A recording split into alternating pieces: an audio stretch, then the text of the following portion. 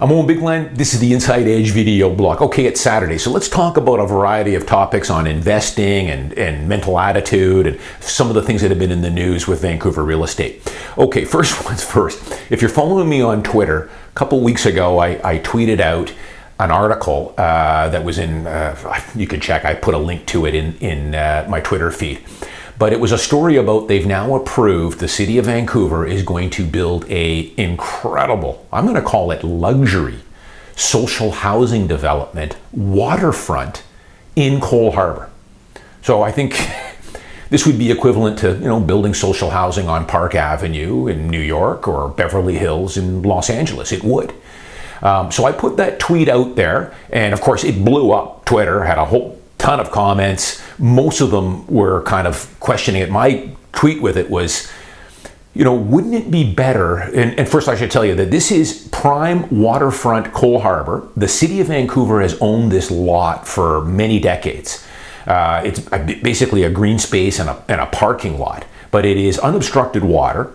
Apparently it's going to be, I think, about 65 units, mostly 2 and 3 bedroom social housing. They're going to have, I think, a daycare in there and maybe a school or something. But my response to this, I tweeted it out, is, wouldn't it be better, why are we building what I'm going to classify, I know the finishings in these interior of these is probably not going to be too over the top. It's going to be nice though. But these are waterfront 2 and 3 bedroom condos. I'm going to call these luxury. These are luxury social housing units. And I said, wouldn't it be a lot better for the City of Vancouver to sell this vacant lot to a developer? And they will be all over this. This is the last remaining lot, waterfront lot in Coal Harbour.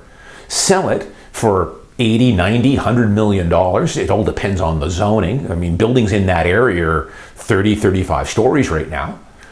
Take the money and build this a lot more social housing in a much less expensive neighborhood than what Coal Harbour is. Maybe on SkyTrain somewhere out in East Vancouver, or even better, why not out in Wally?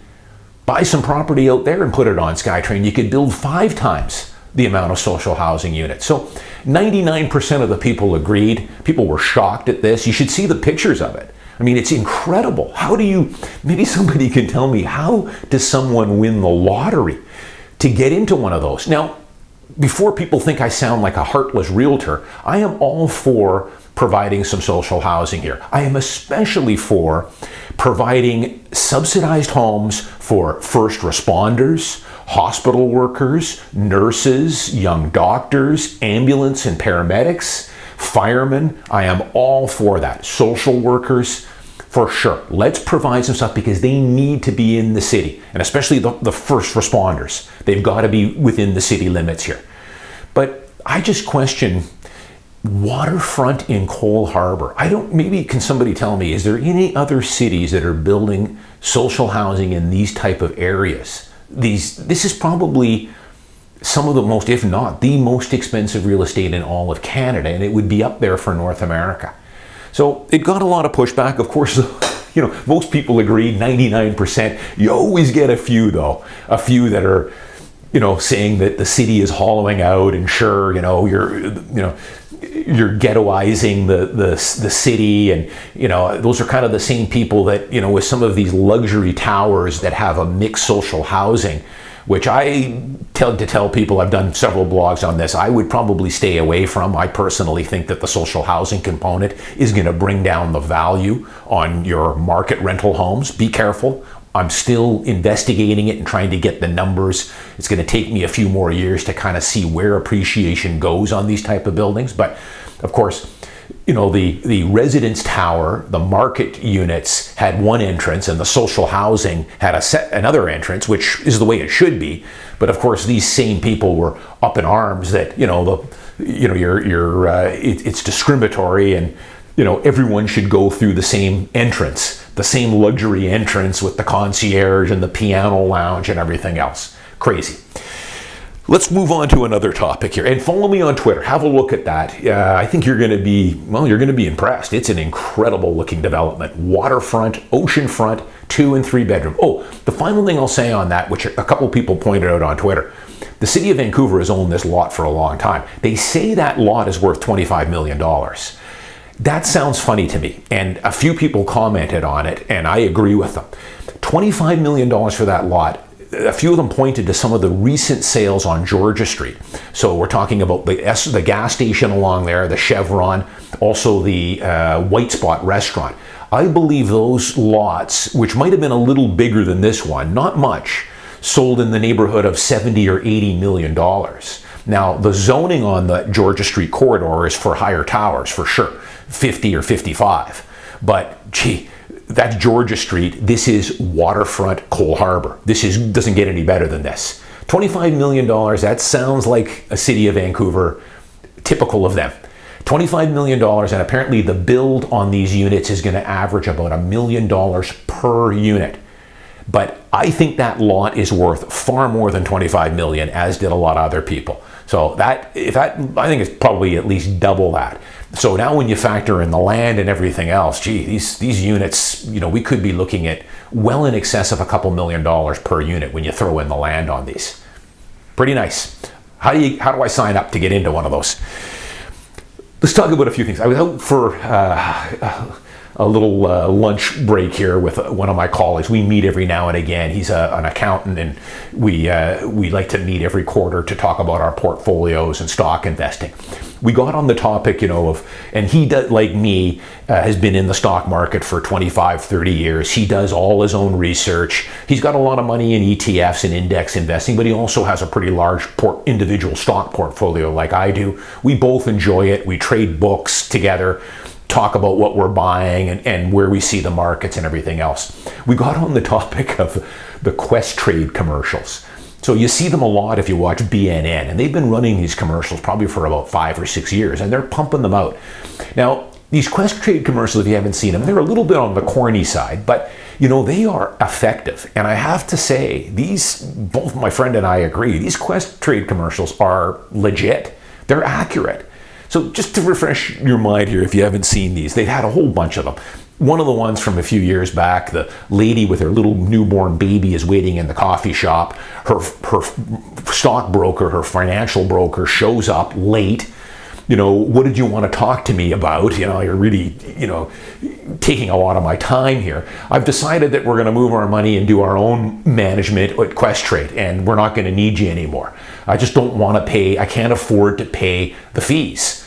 And she's like, well, those fees are how I get paid. And, of course, I know they are how you get paid. They're grossly overinflated. You're not worth the money we're paying you.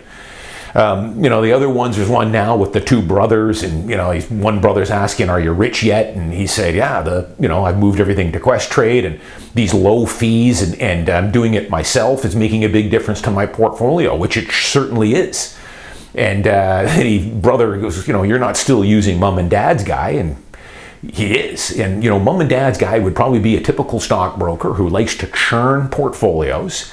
He's putting people into extremely expensive managed mutual funds. That's their favorite, where it doesn't sound like much, 1.5%, 2% MER or management expense, but that can knock $200,000, $300,000, $400,000 off your retirement fund after 30 or 40 years. It's crazy. Do the math. There's so many websites now.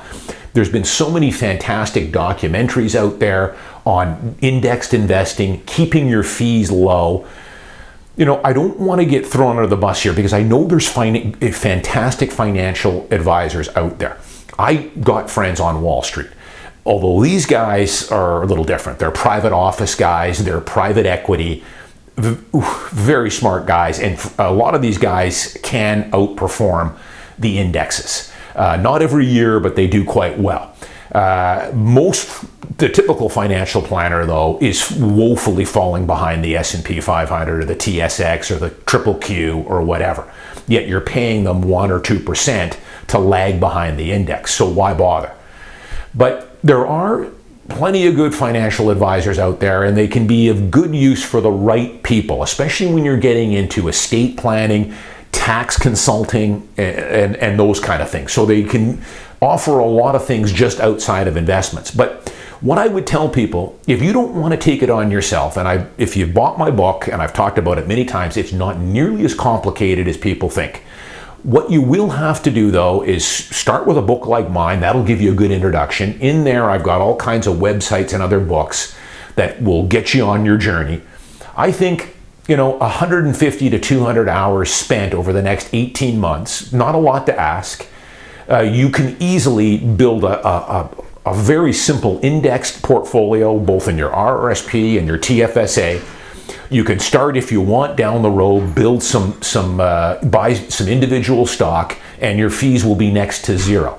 But you ask yourself, is that 150 or 200 hours worth $500,000? And I know it sounds crazy, but that's for just probably an average portfolio is what you're going to create there by doing it yourself. But it's going to be a little bit of work, but it's not as difficult as people think.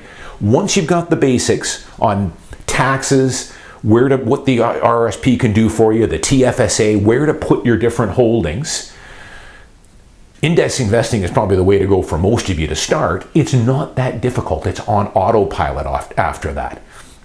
But if you really don't want to do it yourself, then what I would suggest is you hire a for-fee or a fiduciary planner.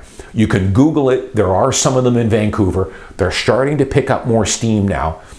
These guys are not based off commission. So you would pay them much like a lawyer or an accountant. You would sit down with them. You would open an online trading account, a brokerage account through TD or Royal Bank or whatever. They would then consult you. They would put together a basic portfolio of stocks or mutual or ETFs or whatever. They would construct the portfolio. You would do the buying and set it all up. And then every year or so, you could consult with them and meet with them and update your progress. They would bill you by the hour. And that would be the way to go if you really don't want to take it on yourself. Far better way to go. The other way, of course, is, getting into commission trading. And I talk about it in my book. It's a bit of a dirty secret on Wall Street. They're continuously churning your portfolio, buying this, selling that, getting you into high-cost managed mutual funds, which again will lag the index. So why waste your time? But these Questrade commercials point a lot of that out, and they're pretty effective. I saw a brand new one they just had. Guy goes over to his buddy's place, who just bought a brand new condo. And his buddy's like, geez, nice place, and, we're the same age, and you're in a place, I'm still renting, and, I guess one can only hope that maybe I can buy a place too. And his friend goes, hey, hope is not an option. And he's totally right. How many times have I pounded that home on my blog here? Hope is not an option. You've got to take it on and take control of your finances.